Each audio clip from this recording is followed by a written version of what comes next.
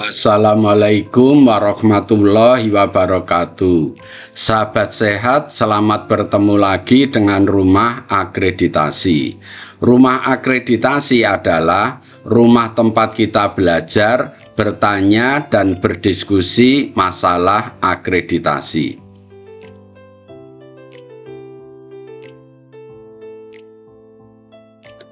Kali ini kita akan memberikan tutorial tentang supervisi. Ini merupakan kriteria 2.8.1. Tutorial ini akan dipandu oleh Dr. Yanto, Surveyor FKTP.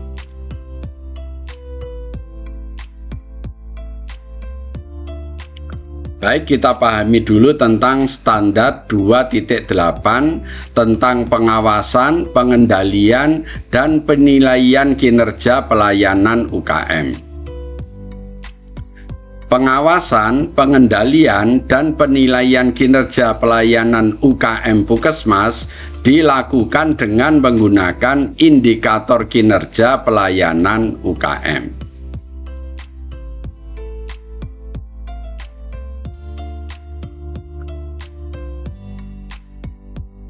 Pengawasan, pengendalian, dan penilaian kinerja dilakukan untuk menilai efektivitas dan efisiensi penyelenggaraan pelayanan, kesesuaian dengan rencana, dan pemenuhan terhadap kebutuhan dan harapan masyarakat. Jadi, ini maksudnya kita mengadakan pengawasan, pengendalian, dan penilaian kinerja ini untuk menilai ya apakah penyelenggaraan pelayanan UKM itu sudah efektif dan efisien. Juga apakah penyelenggaraan pelayanan ini sudah sesuai dengan rencana dan memenuhi terhadap kebutuhan dan harapan masyarakat. Jadi ini gunanya pengawasan, pengendalian, dan penilaian kinerja pelayanan UKM.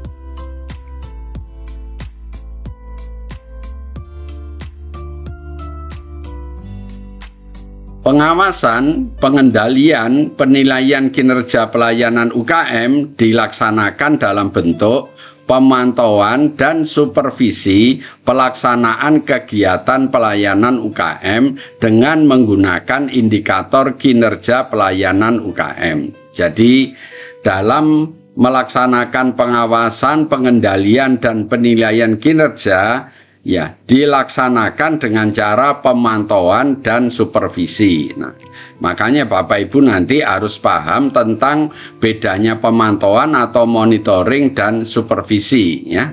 Jadi ini sesuatu yang agak berbeda. Makanya nanti sekali lagi Bapak Ibu harus bisa membedakan apa bedanya pemantauan dan supervisi ya.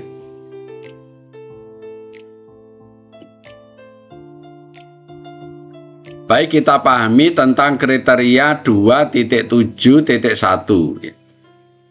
Kepala Puskesmas dan penanggung jawab UKM Puskesmas melakukan supervisi ya untuk pengawasan pelaksanaan pelayanan UKM Puskesmas yang dapat dilakukan secara terjadwal atau sewaktu-waktu. Jadi kriteria 2.7.1 ini menyatakan bahwa Kepala Puskesmas dan PJ UKM melakukan supervisi. Berarti nanti kalau ditanya siapa yang melakukan supervisi, jawabannya adalah Kepala Puskesmas dan penanggung jawab UKM ya. Mensupervisi apa? Yaitu mensupervisi ini untuk pengawasan pelaksanaan pelayanan UKM. Jadi yang disupervisi adalah pelaksanaan pelayanan UKM Puskesmas yang dapat dilakukan secara terjadwal atau dilakukan sewaktu-waktu, artinya insidentil. Jadi supervisi bisa dilakukan secara terjadwal, artinya ada jadwalnya, atau dilakukan insidentil, jadi sewaktu-waktunya. Ini maksud dari kriteria 2.7.1.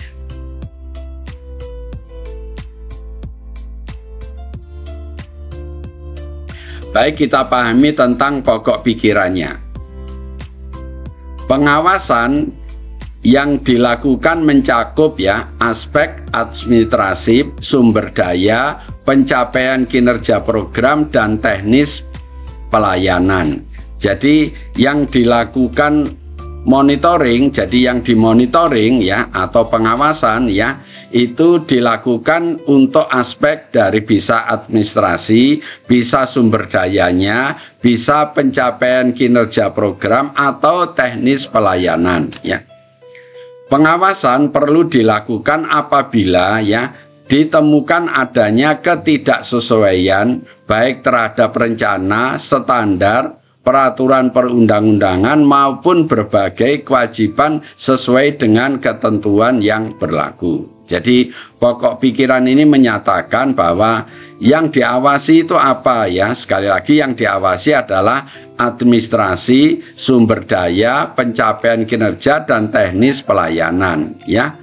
Kapan pengawasan itu perlu dilakukan? Ya, pengawasan itu perlu dilakukan jika ditemukan adanya ketidaksesuaian selama melaksanakan pelayanan, yaitu tidak sesuai dengan rencana, tidak sesuai dengan standar, artinya tidak sesuai dengan SOP, dan tidak sesuai dengan peraturan perundangan. Jadi dengan membaca pokok pikiran ini, kita akhirnya paham apa yang dimaksud pengawasan, apa yang diawasi, dan kapan pengawasan itu dilakukan ya.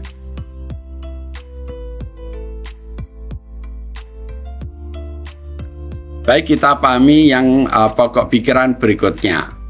Perbaikan terhadap pelaksanaan pelayanan UKM Puskesmas perlu dilakukan melalui pelaksanaan supervisi yang disusun secara periodik dengan jadwal yang jelas ya. Jadi jika ada pelayanan yang tidak sesuai perlu diperbaiki ya, diperbaiki dengan cara melakukan supervisi. Berarti supervisi ini tujuannya adalah untuk memperbaiki ya, untuk memperbaiki pelaksanaan pelayanan UKM yang tidak sesuai ya. Nah, supervisi ini dapat dilaksanakan secara periodik dengan jadwal yang jelas. Rencana dan jadwal kegiatan supervisi perlu diinformasikan kepada koordinator pelayanan dan pelaksana kegiatan UKM Puskesmas sehingga pelaksana dapat mempersiapkan diri. Jadi kalau kita mau melaksanakan supervisi, rencana supervisi dan jadwal supervisi itu perlu diinformasikan dahulu kepada koordinator dan pelaksana. Nah, ini agak berbeda dengan pemantauan atau monitoring. Kalau monitoring itu yang dimonitoring tidak tahu. Jadi ini bedanya. Kalau supervisi justru kapan kita mau datang, kapan kita mau supervisi itu diinformasikan. Sebaliknya kalau monitoring itu pihak yang dimonitoring memang tidak boleh tahu. Jadi ini merupakan suatu perbedaan yang nanti Bapak Ibu bisa membedakan apa bedanya supervisi dan monitoring.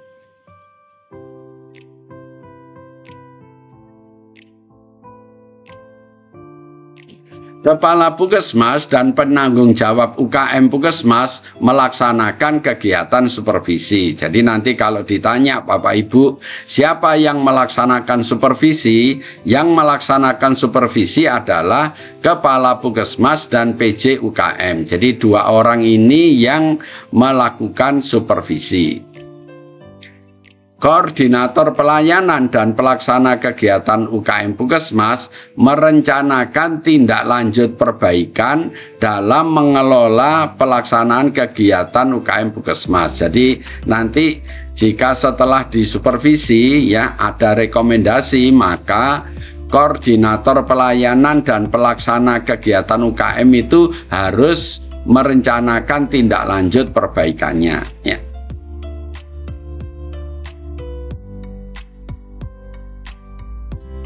Baik, kita lanjutkan pokok pikiran berikutnya.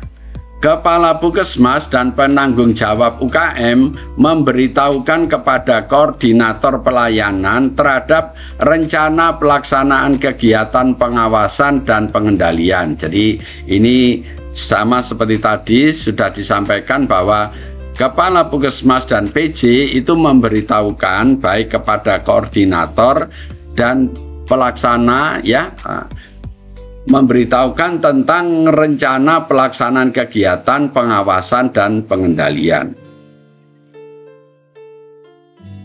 Berikutnya adalah pengertian dari supervisi, ya.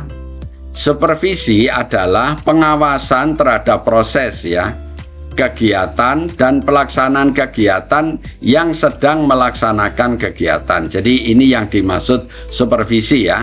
Supervisi adalah pengawasan, ya, atau pemantauan, ya. Yang dimantau adalah proses kegiatan dan pelaksanaan kegiatan yang sedang berlangsung. Jadi jika melaksanakan supervisi berarti harus pada saat kegiatan itu berlangsung, ya. Yang diawasi adalah prosesnya, ya.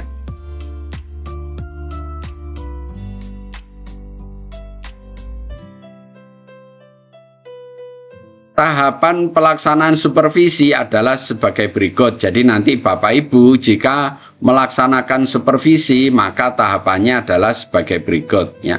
Yang pertama, menyusun jadwal supervisi, diinformasikan kepada koordinator dan pelaksana kegiatan UKM Puskesmas agar dapat menyiapkan bahan yang diperlukan. Jadi tahap pertama adalah menyusun jadwal supervisi. Setelah itu jadwal supervisi diinformasikan kepada koordinator dan pelaksana agar koordinator dan pelaksana itu bisa menyiapkan bahan-bahan yang diperlukan pada saat supervisi, ya. Kemudian yang kedua, bahan persiapannya adalah analisis secara mandiri, ya, terhadap tugas yang akan disupervisi. Jadi meliputi jadwal, KAK dan SOP.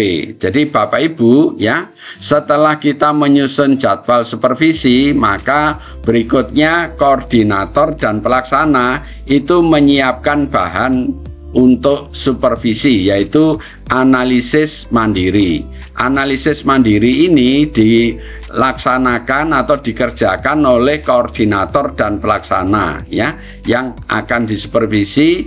Analisis mandiri ini tentang apa saja, yaitu tentang jadwal, KAK dan SOP kegiatan, ya. Yang namanya analisis adalah mencari masalah dulu. Jadi adakah masalah di jadwal, misalnya jadwal yang tidak bisa ditepati, KAK misalnya KAK yang tidak bisa dikerjakan, atau SOP kegiatan yang tidak bisa dikerjakan. Kalau ada masalah, kemudian masalah itu dicari penyebabnya, ya, kemudian dibuat rencana tindak lanjut. Itu yang dimaksud analisis. Jadi sekali lagi, analisis secara mandiri ini dilaksanakan dengan cara mencari masalah yang berhubungan dengan jadwal, KAK dan SOP. Kemudian jika sudah ditemukan masalah, kemudian dicari penyebabnya, ya, mencari penyebabnya dengan fishbone diagram, kemudian dibuat rencana tindak lanjut. Nah, ini yang dimaksud dengan analisis mandiri, ya, yang dilakukan oleh koordinator dan pelaksana.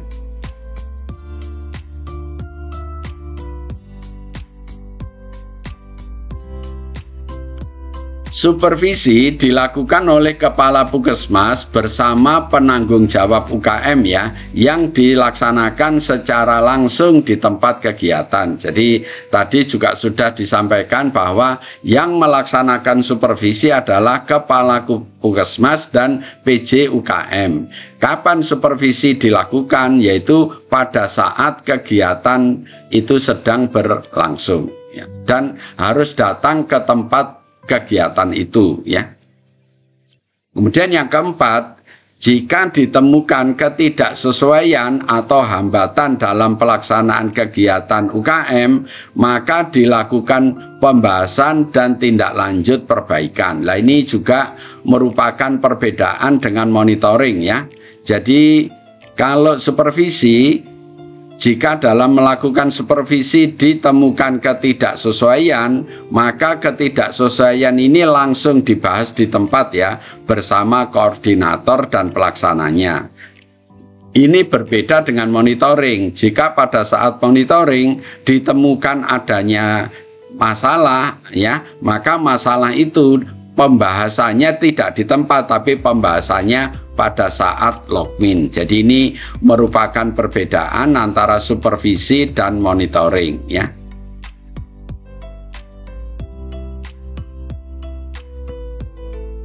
Baik, sekarang kita lihat elemen penilaiannya ya. Kita lihat EP yang pertama.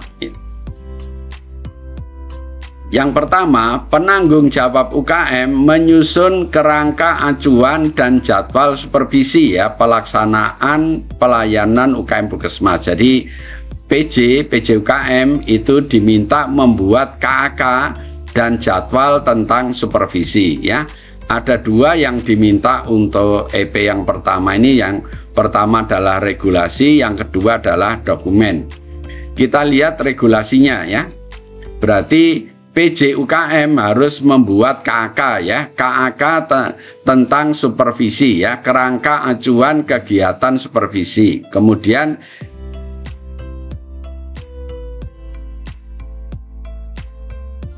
Bapak Ibu sekalian, jika Bapak Ibu kesulitan membuat KAK ya, silahkan menonton video ini ya, video yang ada di channel Rumah Akreditasi ya. Nanti cari judul ya, video yang berjudul KAP Kerangka Acuan Program atau KAK Kerangka Acuan Kegiatan ya.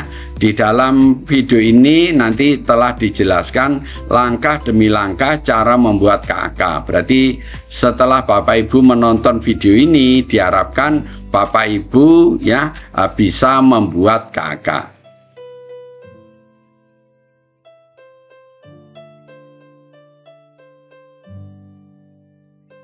Berikutnya adalah dokumennya. Jadi setelah membuat KAK ya, sekarang dokumennya ya. Dokumen apa yang diperlukan untuk memenuhi EP yang pertama ya. Yang berikutnya adalah membuat jadwal. Jadi PJ harus membuat jadwal ya, jadwal tentang kegiatan supervisi ya.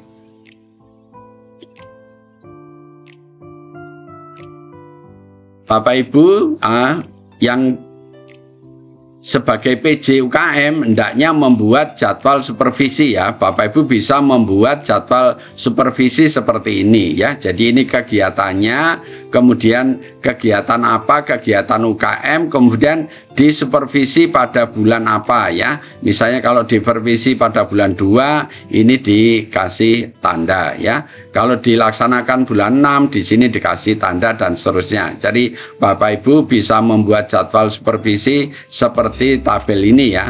Ada nomor, kegiatannya apa, kemudian pelaksanaannya bulan apa ya. Bulan 1, 2, 3 sampai ke 12. Ini cara atau membuat jadwal supervisi ya.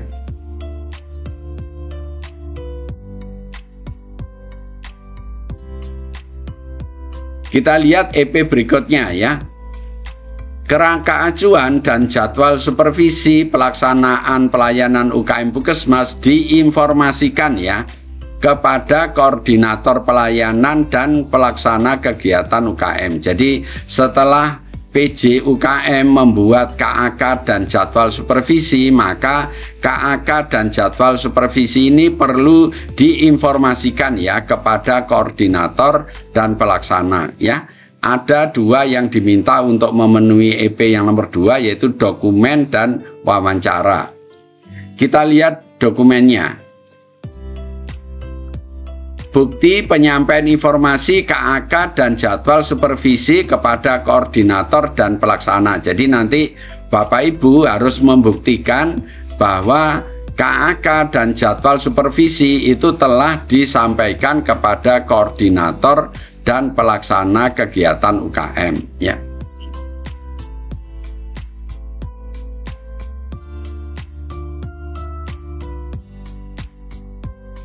Berikutnya adalah wawancara ya.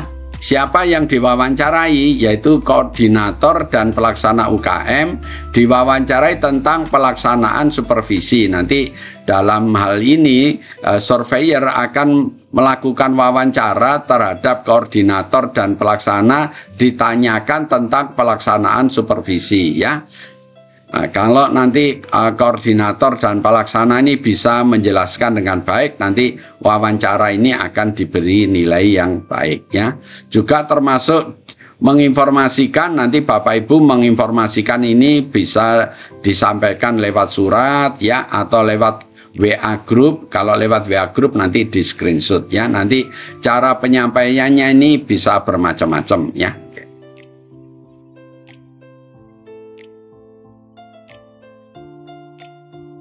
Berikutnya yang ketiga, koordinator pelayanan dan pelaksana kegiatan UKM Puskesmas melaksanakan analisis mandiri terhadap proses pelaksanaan kegiatan UKM Puskesmas sebelum supervisi dilakukan. Jadi setelah menerima jadwal dan KAK, maka koordinator dan pelaksana harus membuat analisis mandiri ya sebelum supervisi itu dilakukan ya. Untuk memenuhi EP nomor 3 ini yang diminta adalah dokumen dan wawancara ya. Jadi kita lihat dulu dokumennya ya. Dokumen apa yang harus disiapkan untuk memenuhi EP yang nomor 3 ya. Yaitu hasil analisis mandiri ya dari koordinator dan pelaksana ya. Jadi Bapak Ibu sekalian, sebelum supervisi dilakukan, koordinator dan pelaksana itu harus membuat analisis mandiri ya. Analisis mandiri itu apa? Yaitu analisis itu mencari masalah ya, masalah terhadap proses pelaksanaan UKM. Jadi kalau ada masalah, maka masalah itu dicari penyebabnya, kemudian dibuat rencana tindak lanjut. Itu yang dimaksud analisis mandiri. Jadi untuk lebih jelasnya supaya Bapak Ibu bisa membuat analisis mandiri ya, kita lihat di slide berikutnya.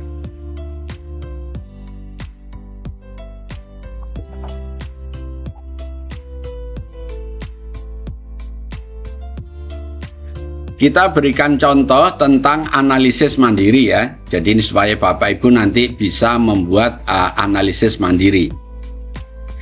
Misalnya ya, kegiatan supervisi pelaksanaan BIAS ya. Jadi nanti misalnya ada pelaksanaan BIAS, kemudian Kepala Puskesmas dan PJ akan melakukan supervisi, kemudian koordinator dan pelaksana perlu membuat analisis mandiri ya. Bagaimana caranya membuat analisis mandiri ya? Bapak Ibu membuat tabel dulu ya. Membuat tabel seperti ini. Masalahnya apa? Jadi masalah biasnya apa? Terus dicari penyebabnya, terus dibuat rencana tindak lanjut. Jadi kalau Bapak Ibu mau mengadakan pelaksanaan BIAS, kalau disuruh membuat analisis mandiri, membuat tabel seperti ini. Ini tabel tentang kolom masalah, ini penyebab, ini RTL.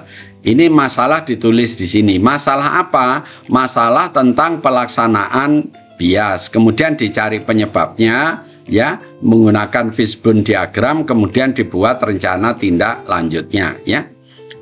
Supaya Bapak Ibu paham, kita berikan contoh ya. Misalnya apa? Masalah pelaksanaan BIAS kita tulis di sini. Contohnya misalnya banyak siswa yang tidak masuk sekolah. Jadi pada saat dilaksanakan BIAS, banyak siswa yang tidak masuk sekolah ya. Ini masalahnya. Kemudian dicari penyebabnya. Kenapa siswa itu kok banyak yang tidak masuk sekolah? Ternyata penyebabnya siswa itu takut disuntik karena dia tahu hari itu ada BIAS, berarti dia tidak masuk karena siswanya takut. Nah, kalau penyebabnya ini berarti rencana tindak lanjutnya apa? Misalnya jadwal imunisasi atau jadwal BIAS tidak diumumkan pada siswa. Jadi ini rencana tindak lanjutnya ya, agar siswa itu tidak takut, tidak tahu ya, maka tidak perlu diumumkan. Ini contohnya. Kita berikan contoh lagi yang kedua ya, masalah tentang BIAS apa? Berikutnya banyak orang tua siswa yang menolak anaknya diimunisasi. Nah, ini masalahnya selama pelaksanaan BIAS, ini contohnya. Kemudian dicari penyebabnya, ya. Kenapa orang tua banyak yang menolak, ya? Ternyata penyebabnya vaksinnya mengandung bahan yang haram. Misalnya ini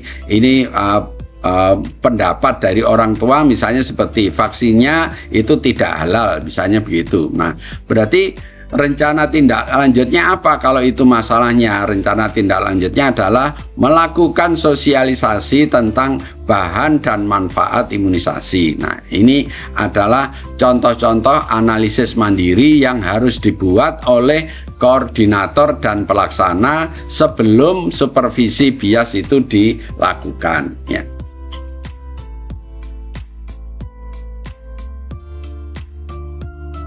Kita berikan contoh analisis mandiri sekali lagi, ya, agar Bapak Ibu nanti betul-betul paham, karena analisis mandiri ini banyak yang merasa kesulitan untuk membuat, ya. Kita berikan contoh lagi, supervisi pelaksanaan ibu hamil. Berarti kalau mencari analisis, membuat analisis mandiri, berarti Bapak Ibu mencari masalah-masalah selama pelaksanaan kelas ibu hamil, ya. Kemudian dicari penyebabnya, kemudian dibuat rencana tindak lanjut, ya. Bapak Ibu membuat tabel dulu seperti ini, masalahnya apa, penyebabnya apa, kemudian rencana tindak lanjutnya apa.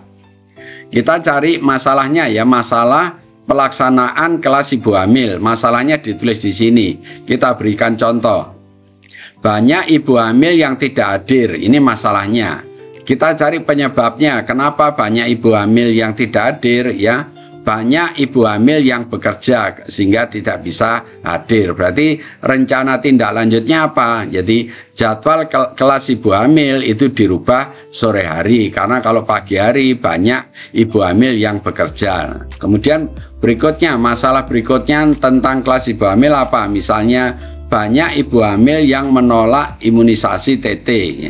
Ini masalahnya. Penyebabnya apa? Ini khawatir imunisasi TT menyebabkan kemandulan. Ini penyebabnya, ya. Sehingga rencana tindak lanjutnya apa? Dilakukan sosialisasi tentang manfaat imunisasi TT. Demikian Bapak Ibu caranya membuat analisis mandiri dengan contoh-contoh yang telah kami berikan ini, ya. Kami harapkan Bapak Ibu sudah bisa membuat analisis mandiri sebelum supervisi itu dilakukan. Jadi ini nanti ditunjukkan pada surveyornya bahwa analisis mandiri telah dibuat, ya, sebelum supervisi dilakukan.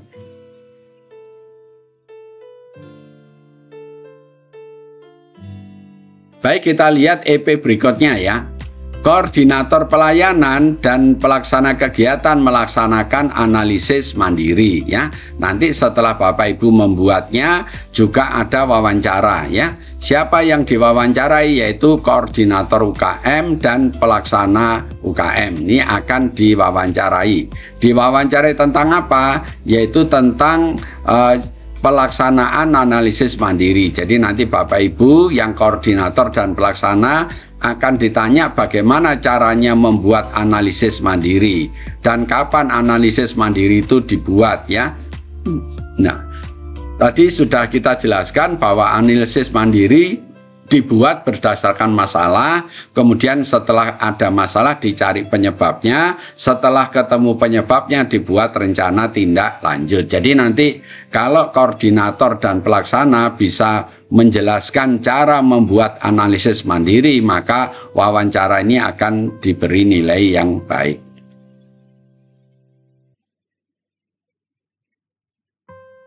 Baik, kita lihat EP berikutnya, ya. Yang keempat, ya. Kepala Puskesmas dan PJ UKM Puskesmas melakukan supervisi sesuai dengan kerangka acuan kegiatan supervisi dan jadwal yang disusun. Berarti ini melaksanakan supervisi, ya. Yang melaksanakan supervisi adalah Kepala Puskesmas dan PJ UKM, ya.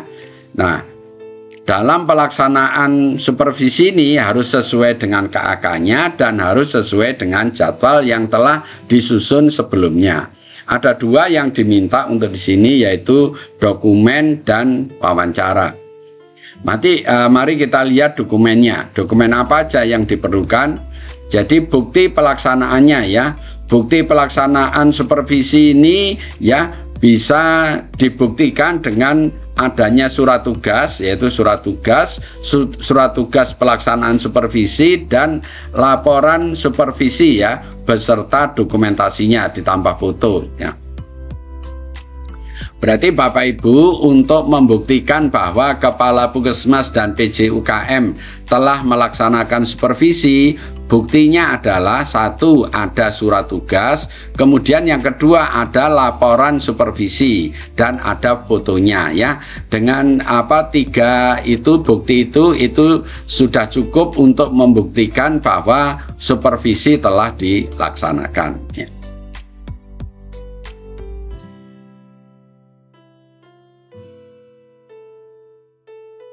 Nah, bukti untuk supervisi ya, surat tugasnya nanti Bapak Ibu membawa surat tugas, kemudian laporan supervisi ya.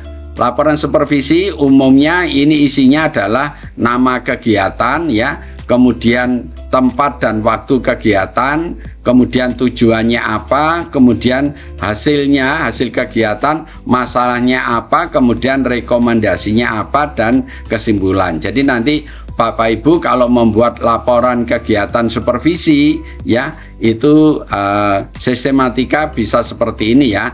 Ada nama kegiatan, kemudian tempat dan waktunya di mana, tujuannya apa, hasilnya apa. Hasil ini berupa masalah dan rekomendasi kan kesimpulan. Nah, ini Bapak Ibu kalau membuat laporan supervisi nanti ditambah dengan surat tugas ya. Jadi surat tugas dan laporan supervisi ini untuk membuktikan bahwa PJ, UKM, dan Kepala Puskesmas telah melaksanakan supervisi ya.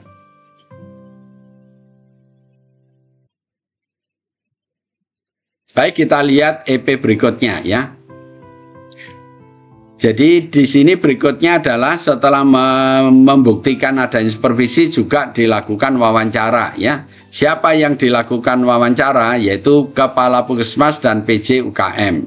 Diwawancarai tentang apa? Yaitu tentang pelaksanaan supervisi. Nanti Kepala Puskesmas dan PJ akan ditanyai surveyor tentang bagaimana cara melaksanakan supervisi. Tadi sudah disampaikan bahwa pelaksanaan supervisi harus sesuai dengan KAK dan sesuai dengan jadwalnya ya. Nanti kalau Bapak Ibu ya, Kepala Puskesmas dan PJ UKM bisa menjelaskan dengan baik, nanti wawancara ini akan diberi nilai yang baik.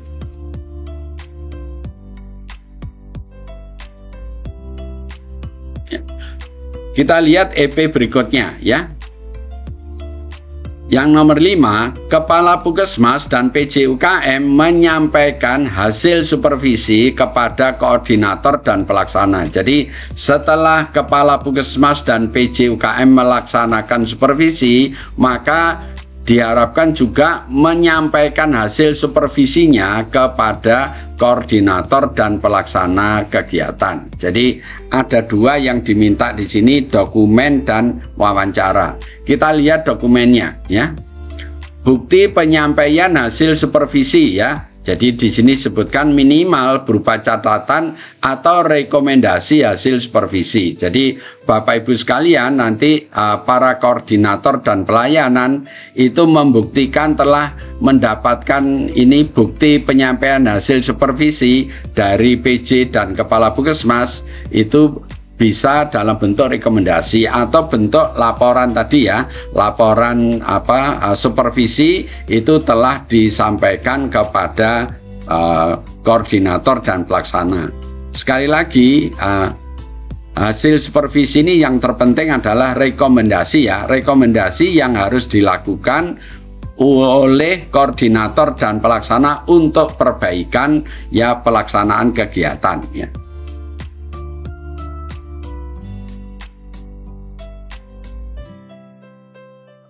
Berikutnya adalah wawancara ya. Siapa yang akan diwawancarai? Yaitu Kepala Puskesmas, PJ UKM, koordinator dan pelaksana.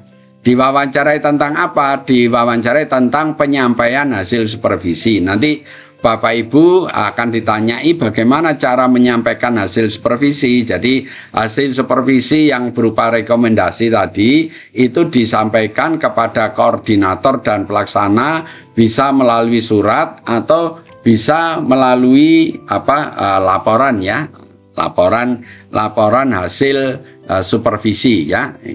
Ini jadi ada dua itu, atau bisa disampaikan lewat WA ya, lewat WA juga bisa. WA group itu nanti di screenshot sebagai bukti bahwa Kepala Puskesmas dan PJ UKM telah menyampaikan hasil supervisi.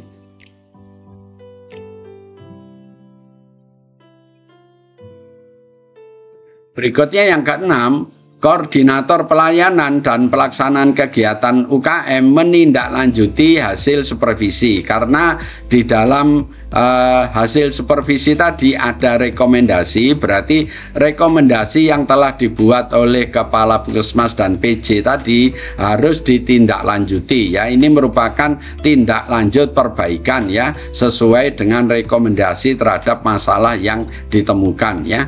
Ada dua yang diminta, yaitu dokumen dan wawancara. Kita lihat dokumennya apa yang diminta, yaitu bukti hasil tindak lanjut ya.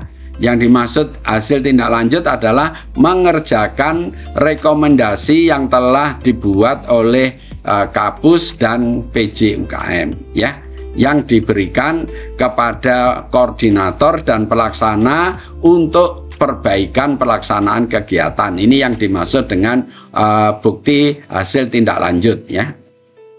Untuk buktinya ini kita akan jelaskan di slide berikutnya ya. Bapak Ibu sekalian, untuk membuktikan tindak lanjut telah dikerjakan ya, saya sampaikan sekali lagi bahwa yang dimaksud tindak lanjut ini adalah mengerjakan rekomendasi ya, yang telah dibuat atau diberikan oleh Kepala Puskesmas dan PJ UKM. Nah, rekomendasi nanti itu adalah suatu kegiatan. Nah, kegiatan itu bisa kita bagi menjadi dua, kegiatan di dalam gedung atau kegiatan yang ada di luar gedung ya. Untuk kegiatan di dalam gedung bisa kita buktikan ya dengan menunjukkan register atau dengan buku bantu ya. Jadi nanti kalau Bapak Ibu rekomendasinya itu kegiatan di dalam gedung, buktinya bisa ditunjukkan registernya atau ditunjukkan buku bantunya ya. Jika kegiatannya itu berupa pertemuan, berarti Bapak Ibu membuktikannya harus dengan uang. Uang itu singkatan dari undangan, absensi, notulen, gambar atau foto. Ini bukti bahwa Bapak Ibu telah melaksanakan tindak lanjut. Jika kegiatannya itu kegiatan luar gedung, Bapak Ibu bisa membuktikan dengan buku kegiatan atau buku harian ya, yang dipunyai ya, dimiliki oleh masing-masing staf ya. Kemudian bisa menggunakan laporan atau LHK ya, laporan hasil kegiatan, bisa membuktikannya dengan ini. Dan ini lebih baik lagi kalau disertai dengan surat tugas. Yang ketiga adalah SPJ ya.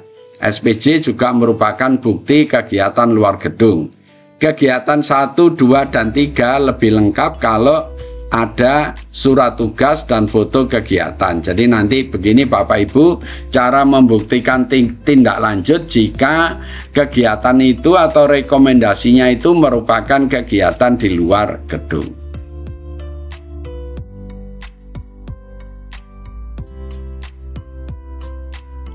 Berikutnya, untuk memenuhi EP yang nomor 6 dilakukan wawancara ya. Siapa yang diwawancarai? Yaitu koordinator dan pelaksana pelayanan UKM.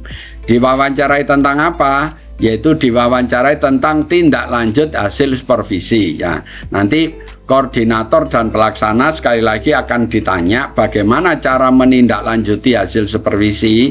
Tadi sudah kita sampaikan bahwa rekomendasi itu merupakan perbaikan ya dalam pelaksanakan. Berarti perbaikan itu merupakan suatu kegiatan. Kegiatan itu dibagi dua, ada kegiatan dalam gedung dan ada kegiatan luar gedung ya. Kalau kegiatan dalam gedung bisa menunjukkan register, bisa menunjukkan buku bantu, atau kalau pertemuan membuktikan dengan uang ya. Berikutnya kalau kegiatan luar gedung bisa membuktikan dengan buku kegiatan, bisa membuktikannya dengan laporan ya. Bisa juga ditambahkan surat tugas dan foto kegiatan. Nah, jadi nanti kalau Bapak Ibu bisa menjelaskan dengan baik, nanti wawancara ini akan diberi nilai yang baik.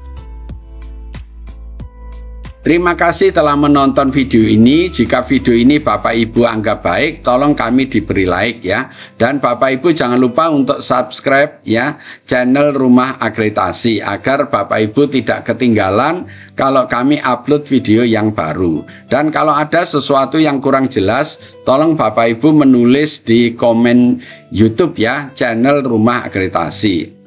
Atau kalau Bapak Ibu ingin dibuatkan konten atau video seperti yang diinginkan, tolong juga menulis di komen YouTube channel Rumah Akreditasi.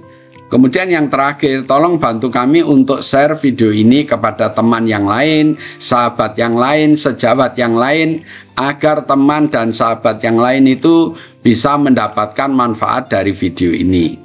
Lebih kurangnya saya mohon maaf. Mari kita akhiri tutorial kali ini dengan membaca hamdalah. Alhamdulillahirabbil alamin. Wassalamualaikum warahmatullahi wabarakatuh.